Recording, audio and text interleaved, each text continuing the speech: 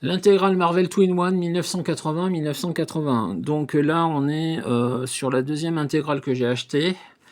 Sur des épisodes que j'ai lus à l'époque dans Special Strange. Hein. Donc je vous remontre les covers.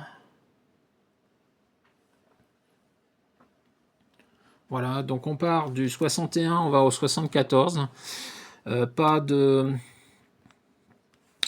d'annual dans cet album-là. Il n'y avait pas dû y en avoir à ce moment-là. Donc là, les 3 premiers épisodes, c'est l'histoire avec elle et Dragon Lune et Starhawk. Là, après, c'est l'histoire de la couronne du serpent avec Triton, les Inhumains, la sorcière rouge. La chose et Hyperion, la chose et Angel, la chose et les Gardiens de la Galaxie, la chose et le gang de Yancey Street. Ça, c'est l'histoire avec Maelstrom, donc avec Mister Fantastic et les Inhumains. La chose et Khazar dans un monde parallèle où où Roxxon va piquer du pétrole. Et puis un truc qui se passe à Wundagore avec le maître des maléfices. Vraiment sympa. Des bonnes histoires, ça mange pas de pain, c'est pas exceptionnel, mais c'est sympathique, c'est suffisamment autonome. Si on prend les blocs d'histoire un par un, c'est suffisamment autonome pour pas avoir besoin de tout ce qui se passe autour. Ça fait plaisir de lire des comics de cette époque-là où effectivement il fallait pas lire 15 titres pour tout comprendre. Franchement, c'était très très bien. Au niveau dessin, alors, hop, on attaque avec du dessin Jerry Bingham. Donc ça, c'est les épisodes avec elle, Starhawk, Dragon de Lune, voilà, la contre-terre, tout ça. Enfin bon, bref. Si vous êtes des vieux de la vieille comme moi, vous vous rappelez de ce qui s'est passé. Là, on a George Pérez avec Stingray, l'escouade des serpents à gauche là. Toujours George Pérez et Jean Day.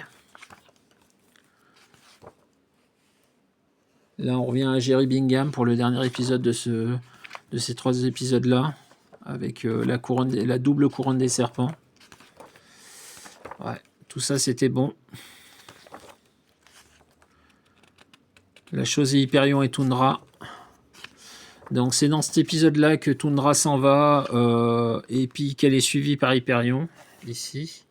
Et que Hyperion n'arrive pas à la rattraper, et qu'on le revoit après dans la mini-série L'Escadron Suprême de Mark Gruenwald.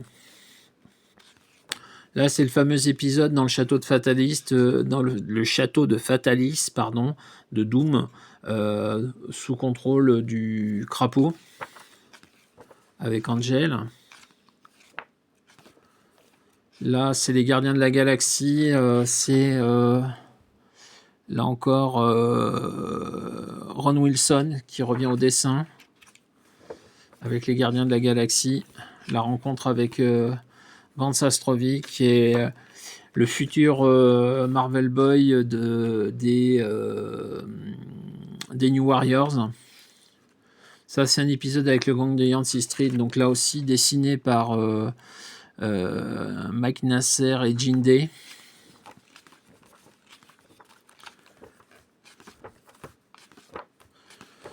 Hop.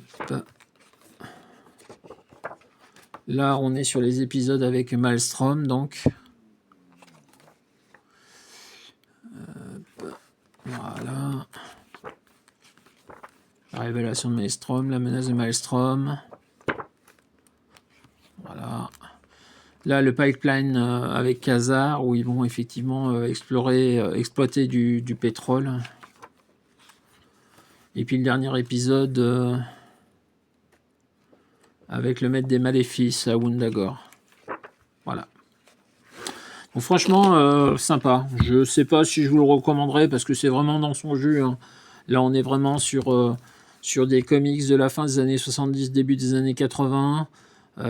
Mais c'est sympathique. C'est le côté nostalgique pour les gens de mon âge qui ont lu ces épisodes-là il y a 40 ans dans Special Strange.